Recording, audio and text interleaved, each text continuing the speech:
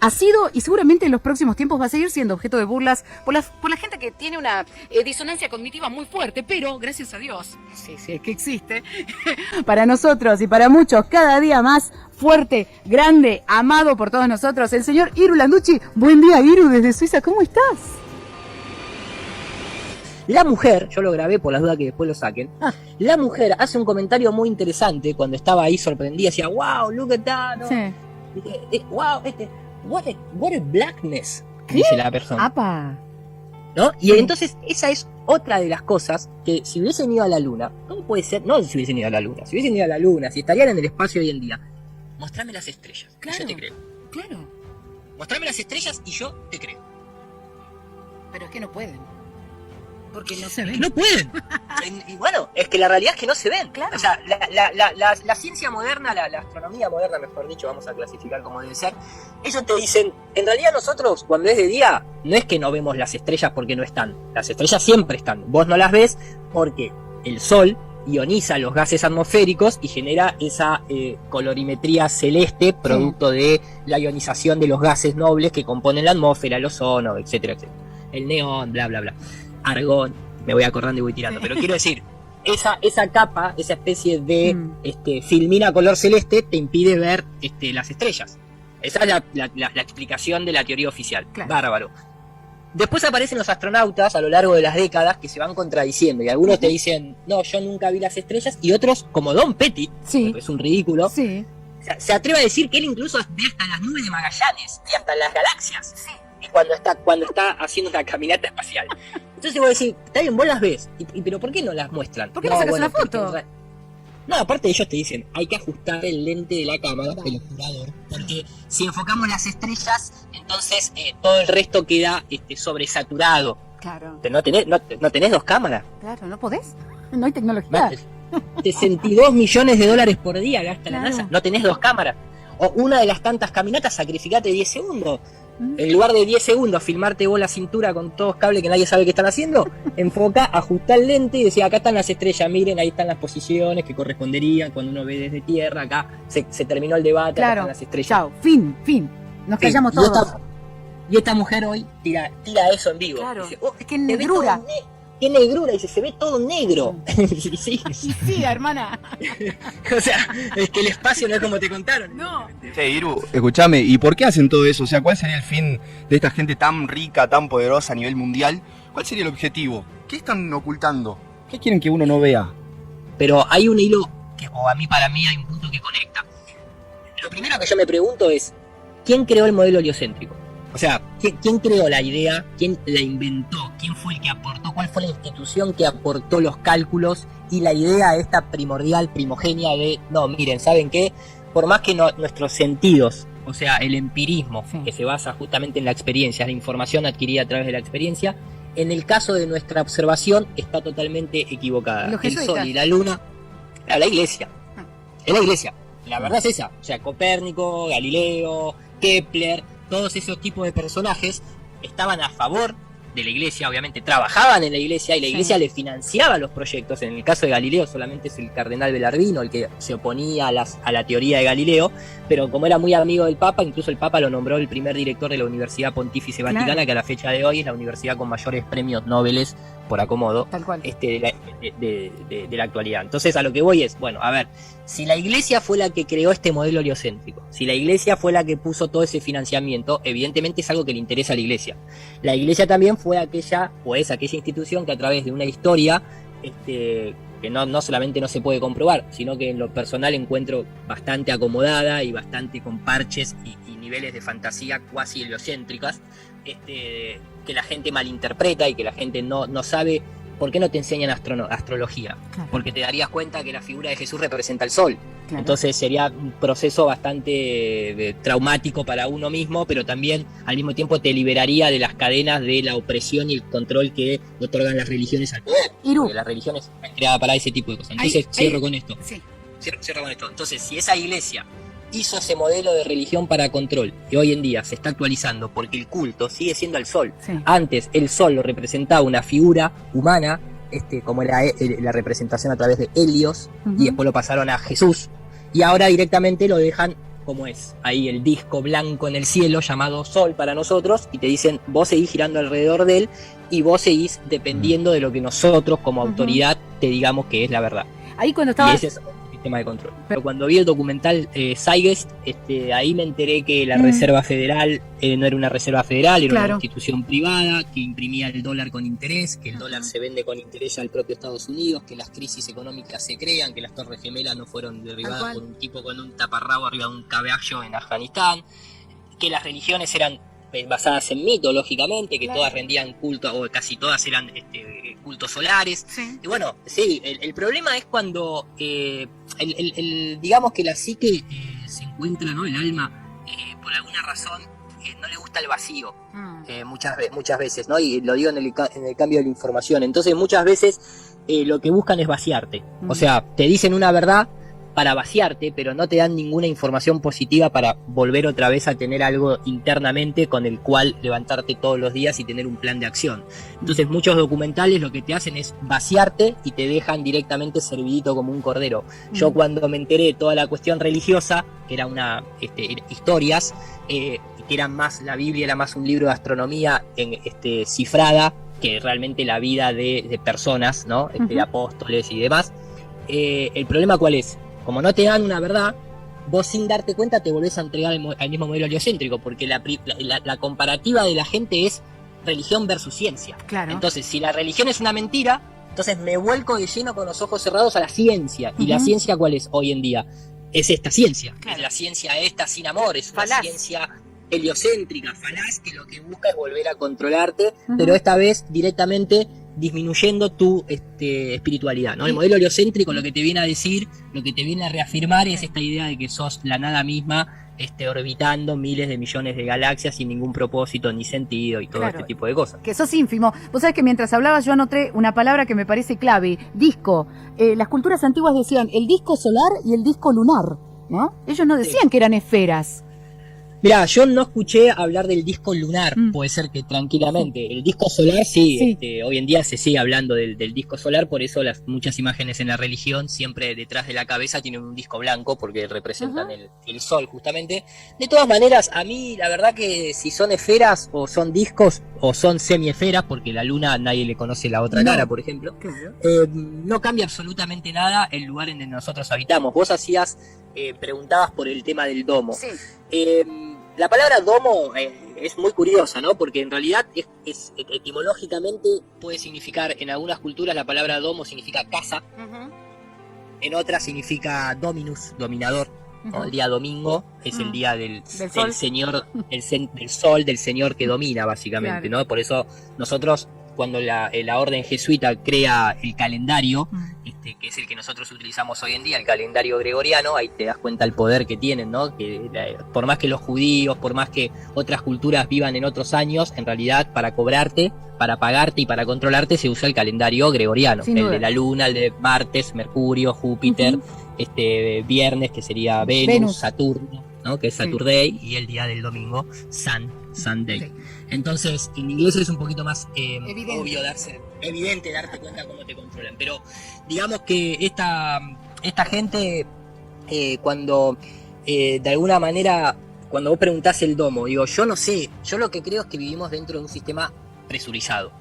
¿Por qué? Porque tenemos presión atmosférica y porque las leyes, entre comillas, de la termodinámica, cuando vos experimentás con presiones, y vos ponés algo que está presurizado al lado de algo que está al vacío, ni bien vos levantás apenitas la barrera que separa la presión de lo vacío, automáticamente el sistema se equilibra por acción instantánea, no hay ni tiempo, nada, y se equilibraron los gases. Entonces, ¿cómo puede ser que nuestro mundo, que sería un sistema abierto según la NASA, porque tenés cohetes que entran y salen constantemente, no se despresurice? Algunos te van a decir, no, bueno, porque la gravedad...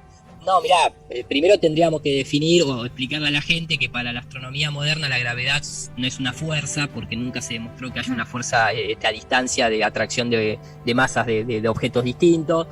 Se dice que es la curvatura del tiempo y el espacio, que son conceptos como decir que se curva el amor o que se curva la tristeza o ese tipo de cosas. Incomprobable. Son Son parches de parches de parches para simplemente explicar algo a donde ningún ser humano va a ir a comprobar nada. O sea, la astronomía no es ciencia desde la perspectiva que no se puede aplicar el método científico a la astronomía. Claro. O sea, el método científico se aplica acá en tierra. Y vos no podés ir al campo de que lo que estás observando, no podés ir a comprobar nada. Y encima subís a los 40 kilómetros y se ve todo negro. Ni siquiera ya tenés las estrellas. Y decís, ¿qué pasó?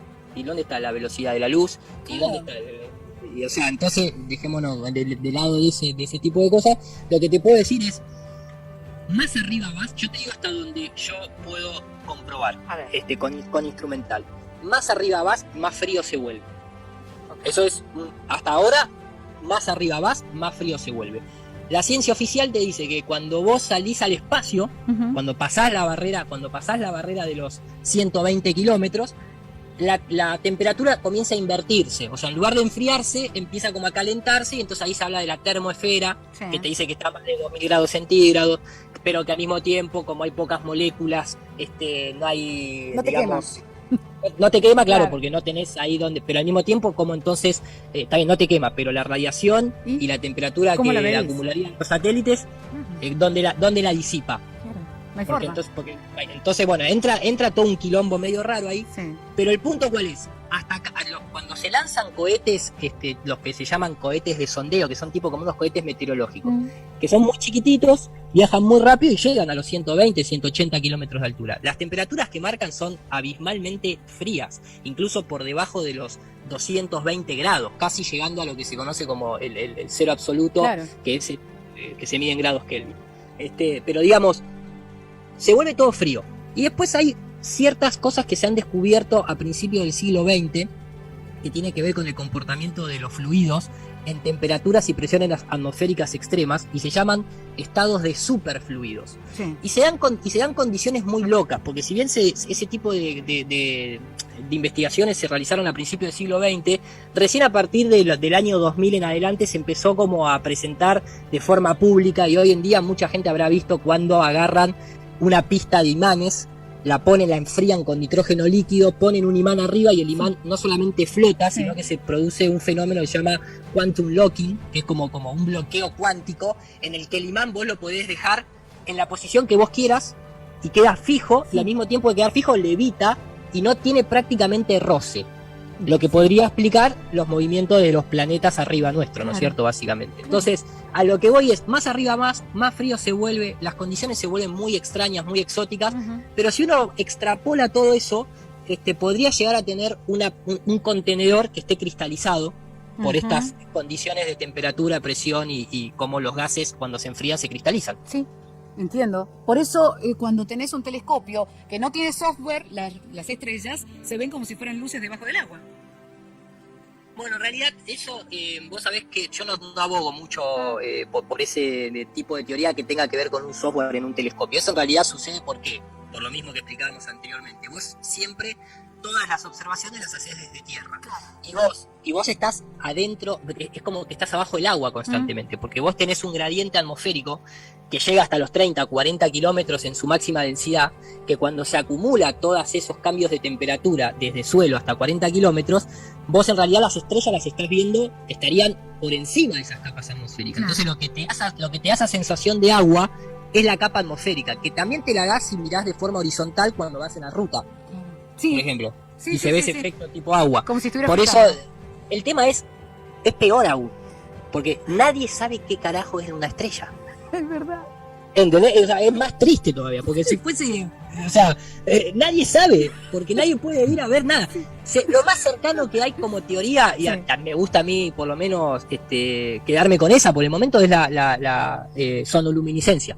Ah, ok. O sea, en laboratorio se ha podido, y eso también está muy ligado al sincretismo o a las interpretaciones religiosas, cuando uno dice, y Dios dijo, Sí, hágase, ¿no? Hágase la luz. sí. Bueno, si Dios dijo, evidentemente hay una vibración de sonido, porque Ujú. Dijo. verbo de hablar. Claro. Bueno, si vos agarrás y condensás dentro de un fluido una onda de sonido, la hacés vibrar miles de millones de veces por segundo, Sí. se produce una estrella. Y queda brillante como una estrella. Se llama maravilloso. sonoluminiscencia. Es maravilloso. Entonces, bueno, ahí empezamos, por eso te digo, los libros religiosos en realidad, como siempre les gustó al poder, son, hoy en día nosotros tenemos password, ¿no? Sí. Tenemos un password. Sí. Entonces vos si querés encriptar información, la pones dentro de un password y listo.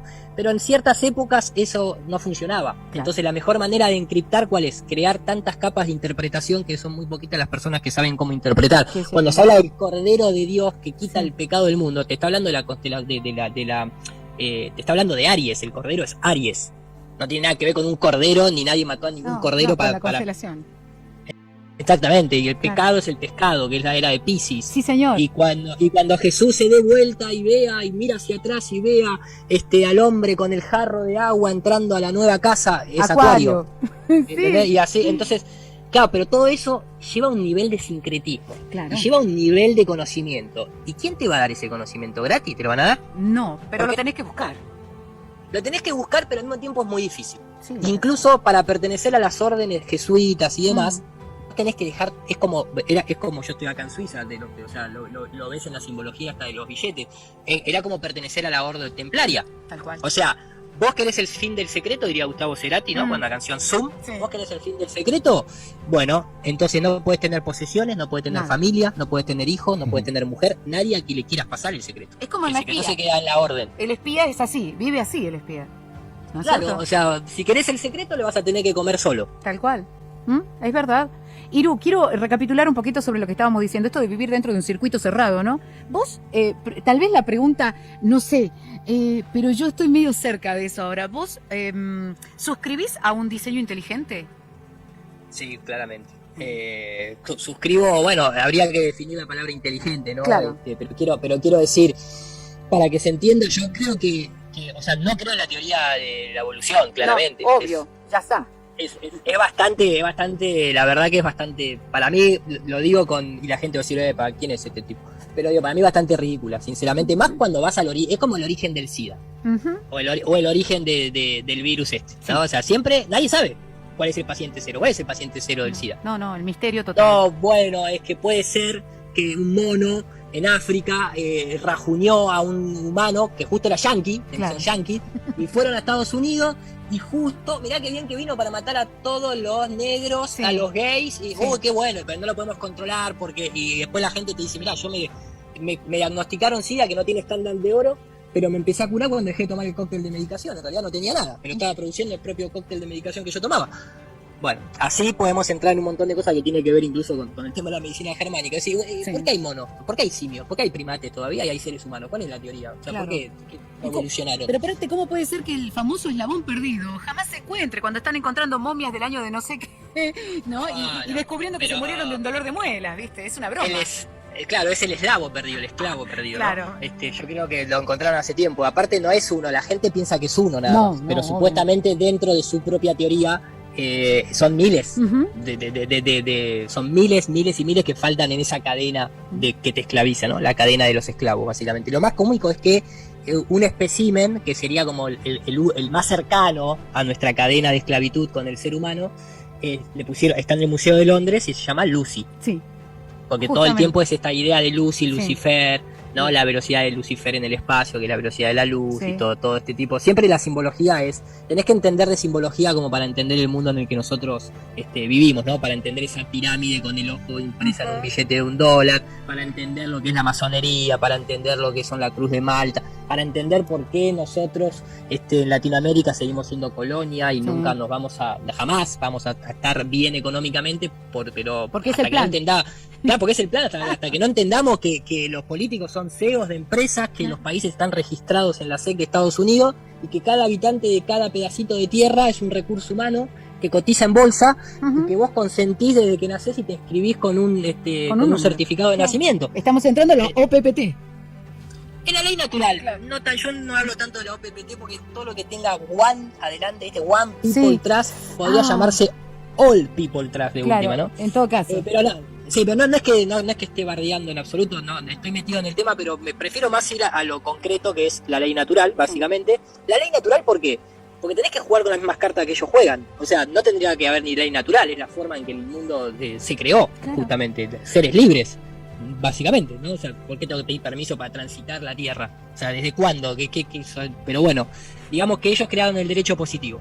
Entonces la única carta con la que, si vos aceptaste jugar esa ficción del derecho positivo, la única contracarta que podés utilizar, porque ellos aceptan, es la de la ley natural o el derecho natural. Claro. Por eso hablamos de la ley natural como para salirte de el derecho positivo, básicamente. Pero quiero decir, vos imaginate si lo poco que estamos hablando ahora, que vamos de un lado para el otro, te lo enseñan en el colegio. No. Es que eso no va a pasar. ¿Cuánto dura el poder? Claro, nada. 35 milésimas de segundo. Exactamente. Vamos a ir, dice, verdades expuestas. Si lo confirma la NASA, es todo mentira. Si lo confirma la NASA, es todo mentira. Si lo confirma la NASA, es todo mentira. Si lo confirma la NASA, es todo mentira. A la luna nunca la invadieron y el espacio nunca ellos lo vieron. Las galaxias nunca existieron. La Tierra es plana, desde siempre lo supieron. Si lo confirma la NASA.